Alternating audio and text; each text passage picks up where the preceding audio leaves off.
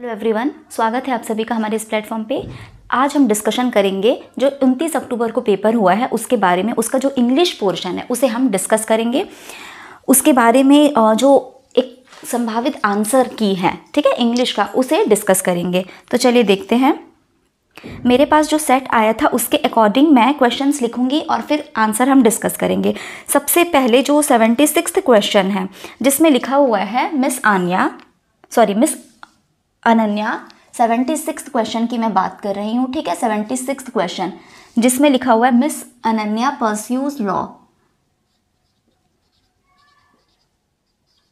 Miss Ananya pursues law. उसके बाद आपको फिलअप दिया हुआ है कि इन हर डैश ऑफ लॉ। पहला क्वेश्चन ही जो है वो थोड़ा सा ऐसा है जिसमें आंसर क्या है, अलग अलग आ रहे हैं। जैसे कि आप और जगह देखे होंगे तो कई लोग इसे परसूट बताए होंगे, है ना। लेकिन मेरे हिसाब से देखिए, अगर आप कभी सर्च भी करोगे, आपने किया होगा, तो आप देखोगे कि जो परस्यू है उसका अगर एब्स्ट्रैक्ट नाउन की बात की जाए तो गूगल पे या कहीं पे भी, जितने आपने वीडियोस भी देखे होंगे, उसमें डायरेक्ट दिखा रहा होगा कि इसका जो भाववाचक संज्ञा है वो क्या है, परस्यूट है। ठीक, किसका, परस्यूज का। इस क्वेश्चन के हिसाब से लिखा हुआ है कि मिस अनन्या लॉ परस्यू कर रही है, यानी कि कोई भी डिग्री है, कोई भी चीज़ हम स्टडी है उसे अगर हम कर रहे हैं, पर ठीक है, तो हम क्या लिखते हैं, कोई भी पढ़ाई कर रहे हैं तो हम परस्यू लिखते हैं। ठीक, तो इसके हिसाब से इसमें लिखा हुआ है कि आपको एब्स्ट्रैक्ट नाउन लिखना है परस्यू का। अगर आप डायरेक्ट देखें तो परसूट आता है इसका आंसर, लेकिन परस्यूट का मतलब होता क्या है, खोज, ढूंढना, किसी चीज़ की खोज करना। फॉर एग्जाम्पल आपने सुना होगा परस्यूट ऑफ हैप्पीनेस, है ना, परस्यूट ऑफ विजडम, तो उसकी खोज करना। लेकिन यहाँ पे ये सटीक नहीं बैठता। अगर हम देखें इन हर डैश ऑफ लॉ, यानी वो जो लॉ की पढ़ाई कर रही है उनकी खोज, उसकी खोज में, तो लॉ की खोज वैसा तो नहीं होगा। तो मेरे हिसाब से, अकॉर्डिंग टू मी, परसूट इसका आंसर नहीं होना चाहिए। मेरे हिसाब से इसका आंसर डी होना चाहिए। इसका आंसर मेरे हिसाब से डी होना चाहिए, ठीक है।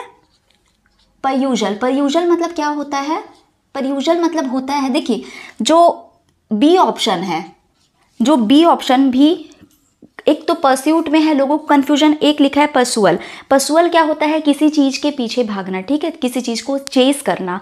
तो ये भी एक नाउन है, नाउन इसमें परसुअल भी है, परसूट भी है और परयूजल भी है, ठीक। लेकिन तीनों का मीनिंग थोड़ा थोड़ा अलग है। तो अगर हम किसी चीज़ का अध्ययन कर रहे हैं उसके लिए अगर हम कोई नाउन वर्ड जो यूज़ कर रहे हैं वो होता है परयूजल। तो मेरे हिसाब से इसका ऑप्शन डी होना चाहिए। इसलिए चलिए नेक्स्ट देखते हैं 77th में बहुत लोगों ने इसका गलत आंसर लिखा है, बहुत वीडियोस में भी गलत आंसर दिखाया जा रहा है। ये देखिए इसमें क्या बोला हुआ है कि unacceptable use of present continuous tense, ठीक है। 77th क्वेश्चन में दिया हुआ है unacceptable use of present continuous tense. Present continuous tense क्या है, प्रेजेंट कॉन्टिन्यूअस टेंस।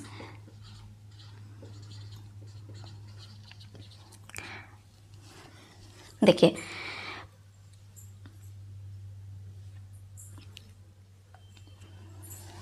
इसमें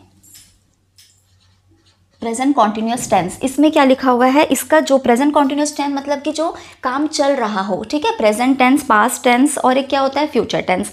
प्रेजेंट में भी क्या होता है, एक सिंपल प्रेजेंट, यानी कि प्रेजेंट जो सिंपल प्रेजेंट हो वो होता है। दूसरा आता है continuous tense, present continuous tense. तीसरा आता है परफेक्ट और चौथा होता है प्रेजेंट परफेक्ट कॉन्टिन्यूअस टेंस, ठीक। तो अगर हम प्रेजेंट कंटिन्यूअस टेंस की बात करें, यानी कि जो काम लगातार चल रहा है उसकी बात करें, उसका जो नियम है उसमें वर्ब, देखिए इज, एम, आर, ये आता है एज अ हेल्पिंग वर्ब। फिर जो मेन वर्ब है उसमें क्या लग जाता है, मेन वर्ब में ING लग जाता है, ठीक है। जैसे वर्किंग, ठीक है, मैं कोई भी काम कर रही हूँ, वर्किंग, स्टडिंग, प्लेइंग, तो सभी में क्या होता है, is, am, are, according to जो भी पर्सन है, सिंगुलर है, प्लूरल है, उसके हिसाब से इज, एम, आर। फिर वर्ब का जो फर्स्ट फॉर्म है, ठीक है, उसमें ING लग जाता है। तो अगर सिर्फ आप इस नियम पे जाएंगे तो चारों में लिखा हुआ है, ठीक है। कई जगह फिर ऑप्शन ए बताया जा रहा है, mister Jalaj is travelling abroad next Monday. इसका ये एक्सप्लेनेशन दिया जा रहा है कि नेक्स्ट मंडे को मिस्टर जलज कहाँ जा रहे हैं, बाहर जा रहे हैं। तो ये गलत है क्योंकि फ्यूचर की बात की जा रही है, ऐसा दिया गया, बट ऐसा नहीं है। इसका जो आंसर होगा वो है बी, ऑप्शन बी, ठीक है। इसका जो आंसर है रुकिए, वो है ऑप्शन बी, जिसमें लिखा हुआ है I am knowing his address. ठीक, अगर आप सिर्फ ये सोचेंगे कि ये फॉलो कर रहा है इस नियम को कि इज एम आर में एम भी है और ING लिखा हुआ है, तो ये गलत है। ठीक, ये गलत है और यही आपका आंसर होगा। क्यों ऐसा होगा? अगर ये चीज़ फॉलो हो रही है कंटिन्यूस में तो फिर ये क्यों नहीं है? क्योंकि नोइंग, कभी भी नो में ING नहीं लगता है इन कंटिन्यूस टेंस। अगर नो को हम कंटिन्यूस टेंस में यूज़ कर रहे हैं तब भी इसमें ING नहीं लगता। ठीक है, नो क्या है? एक स्टेटिव वर्ब है। स्टेटिव वर्ब मतलब कि देखिए, दो प्रकार के वर्ब होते हैं। ठीक है, दो प्रकार के वर्ब होते हैं। एक होता है डायनामिक वर्ब, ठीक है, जिसमें आप कोई भी एक्शन कर रहे हो। ठीक है, तो एक होता है डायनामिक और एक होता है स्टेटिव वर्ब। तो ये स्टेट को बताता है, यानी कि अवस्था को बताता है। वर्ब दोनों है, क्रिया दोनों है। ठीक है, लेकिन जो स्टेटिव वर्ब है वो क्या होता है? स्टेट को बताता है। तो नोइंग जो है वो एक स्टेटिव वर्ब है, और स्टेटिव वर्ब जो होते हैं ना, मतलब वो आपकी स्टेट को, आपकी अवस्था को बता रहे हैं, तो उसमें ING नहीं लगता, क्योंकि ये लगातार चलने वाली प्रोसेस नहीं है। ठीक, जैसा कि अगर मैं बोलूँ I am knowing his address, मतलब इसका अर्थ क्या होना चाहिए कि मैं उसका एड्रेस जान रही हूँ या मैं उसका एड्रेस जान रहा हूँ। ये गलत है। इसका मीनिंग होना चाहिए कि मैं उसका एड्रेस जानती हूँ। ठीक है, मैं उसका एड्रेस जानता हूँ। ये प्रॉपर एक स्ट्रक्चर है। तो इसमें बेसिकली होना चाहिए आई नो हिज एड्रेस। ठीक है, या she knows his address, he knows his address, ये होना चाहिए। ठीक है, नो जो है वो नोज इस फॉर्म में आएगा, या तो न्यू अपने सेकंड फॉर्म, थर्ड फॉर्म में आएगा, लेकिन ING में नहीं आएगा। ठीक है, ING में सिर्फ और सिर्फ तभी आएगा जब वो एज अ जिरंड यूज होगा। और जिरंड क्या होता है? वर्ब के साथ ING लगे, पर वो जो वर्ब है वो एक संज्ञा का काम करेगा तब। ठीक है, संज्ञा यानी कि नाउन का काम करेगा, तब सिर्फ नो में ING आएगा। ठीक है, अदरवाइज प्रेजेंट कंटिन्यूअस टेंस में नो का हम यूज़ नहीं करते। ठीक है, नो में ING हम नहीं लगा सकते हैं। चलिए, तो ये 76, 77, नाउ 78 हम देखते हैं। इसका आंसर हो गया B 77 का। 78 मेरे में लिखा हुआ है Razia was a dash of, Razia was a, यहाँ से क्वेश्चन स्टार्ट है, Razia was a dash of the Mamluk dynasty. तो ऑब्वियसली इसका आंसर ये तो सभी लोगों ने सही किया होगा। ठीक, कि ममलुक डायनेस्टी की कौन थी? वो प्रिंसेस थी ऑब्वियसली। ठीक है, तो इसका आंसर क्या हो जाएगा? B, princess. ठीक है, राजकुमारी थी, राजकुमारी। क्योंकि क्या है, प्रिंसेस तो मतलब जो ऊपर वाला है वो तो इसकी स्पेलिंग होती नहीं है। राजकुमारी की स्पेलिंग क्या होती है?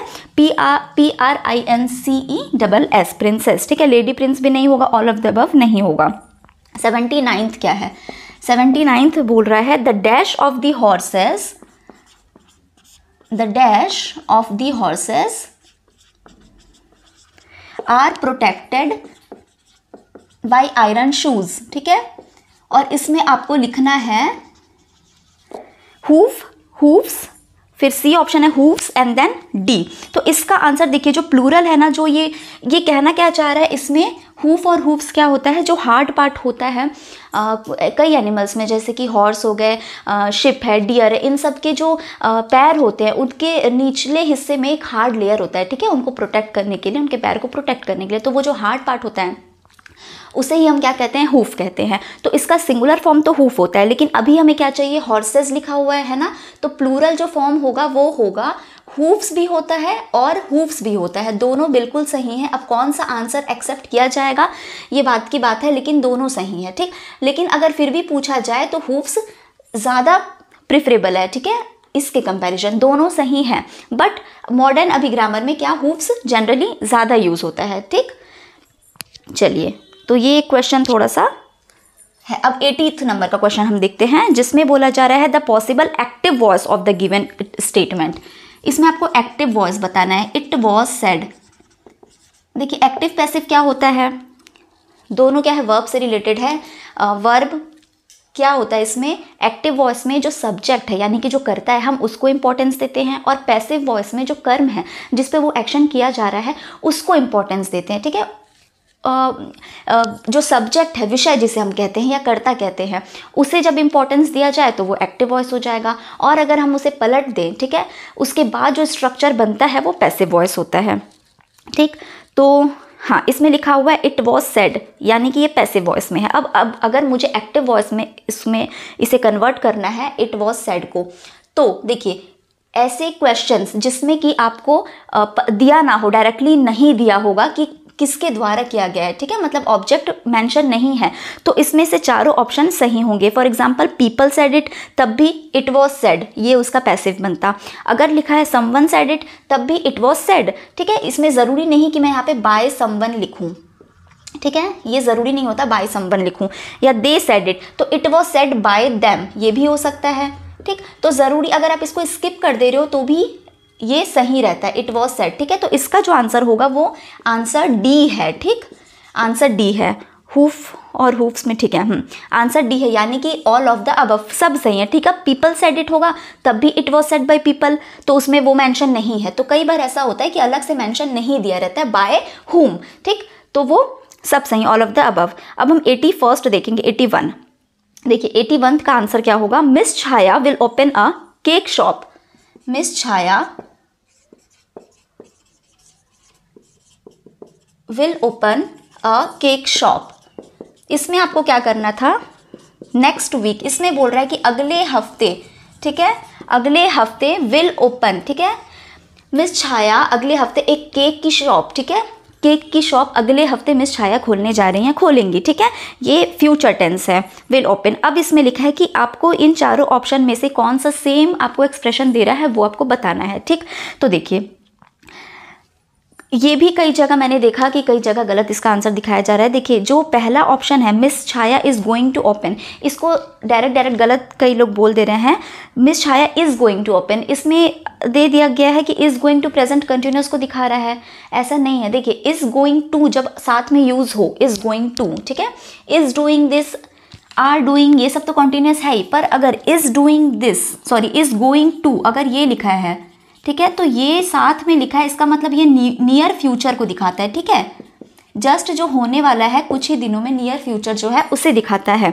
अगर मैं सेकंड ऑप्शन देखूं कि Miss Chhaya is opening a cake shop next week, तो ये इज ओपनिंग गलत है, लेकिन अगर इज गोइंग टू मतलब कि वो सेम मीनिंग दे रहा है ये, ठीक, कि आगे फ्यूचर में, नियर बाय फ्यूचर में ये क्या करने जा रही हैं, एक केक की शॉप खोलने जा रही हैं। तो ऑप्शन ए जो है वो इसका करेक्ट आंसर है, ठीक। आंसर क्या हो जाएगा इसमें, ऑप्शन ए जो सेम मीनिंग दे रहा हो। जो थर्ड है मिस छाया ओपन्स अ केक शॉप, तो ओपन्स क्या हो जाएगा, ये प्रेजेंट सिंपल प्रेजेंट टेंस है, यानी जो रेगुलर डेली बेसिस पे काम किया जाए वो, तो ये तो गलत होगा, ऑल ऑफ द अबव भी नहीं हो सकता। बी जो है वो भी नहीं होगा, is opening a cake shop next week, ये गलत है। जो फर्स्ट है इज गोइंग टू ओपन, वो बिल्कुल सही है। तो इसका ऑप्शन क्या हो जाएगा, इसका आंसर ए हो जाएगा, ठीक। चलिए नाउ 82 हम देखते हैं।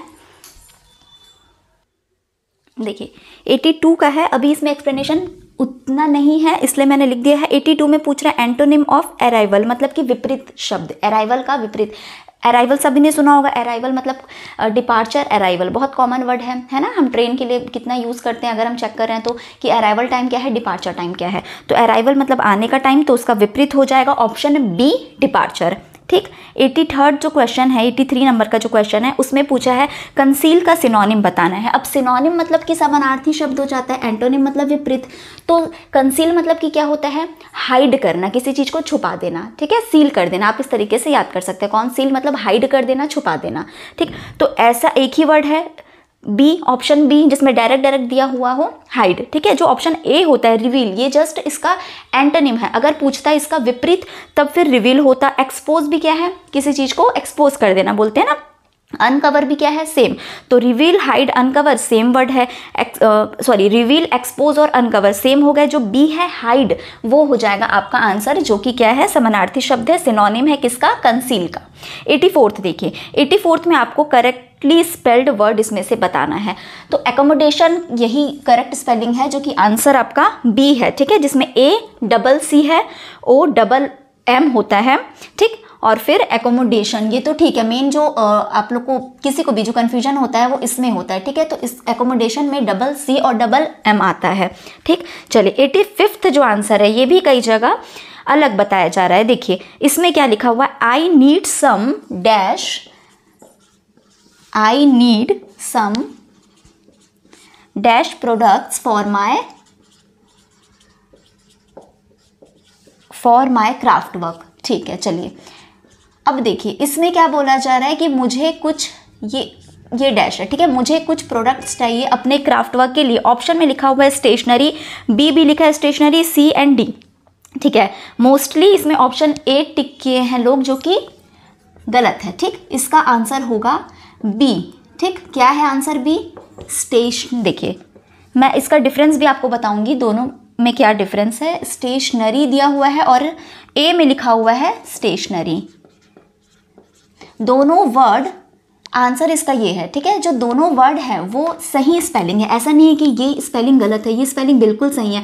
पर ये जो स्टेशनरी है इसका मतलब होता है कि फिक्स, कोई भी चीज़ स्टेशनरी है मतलब उस जगह पे फिक्स है, ठीक है, नॉट मूविंग। तो इस स्टेशनरी का मतलब होता है नॉट मूविंग या फिक्स्ड, ठीक, फिक्स हो जाना किसी जगह पे। पर क्या ये मैच कर रहा है हमारे क्वेश्चन से कि मुझे कुछ प्रोडक्ट्स चाहिए अपने क्राफ्ट वर्क के लिए? बिल्कुल नहीं। तो इस स्टेशनरी का मतलब होता है कि कोई फिक्स्ड या नॉट मूविंग, ठीक। जबकि इस स्टेशनरी का मतलब होता है यही जो पेन पेपर स्टेशनरी जो सामानें होती हैं, ठीक, उसका स्पेलिंग ERY होता है उसमें, ठीक है। तो इसलिए इसका आंसर जो होगा वो बी होगा, ठीक। सी और डी तो गलत ही वर्ड है, तो ए और बी में से इसका आंसर क्या हो जाएगा? बी हो जाएगा, ठीक। चलिए ये स्टेशनरी अलग है और ये स्टेशनरी अलग है। तो इस तरह से हमने अपने 10 क्वेश्चंस कवर कर लिया था। 82 अराइवल एंटोनिम, थोड़ा स्पेस का प्रॉब्लम हो गया। देखिए अराइवल 82 में मैंने जो लिखा है वो अराइवल एंटोनिम, आंसर इसका बी है डिपार्चर, ठीक है। कंसील सिनोनिम, आंसर बी होगा हाइड। एकोमोडेशन और 85th का भी आंसर बी है स्टेशनरी, ठीक। माफ़ी चाहती हूँ उस टाइम जो गैप कवर हो गया था उसके लिए। तो चलिए ये जो एक एक्सपेक्टेड आंसर की था मेरे साइड से इंग्लिश के लिए वो था। मिलते हैं हम अपने अगले वीडियो में। Thank you so much.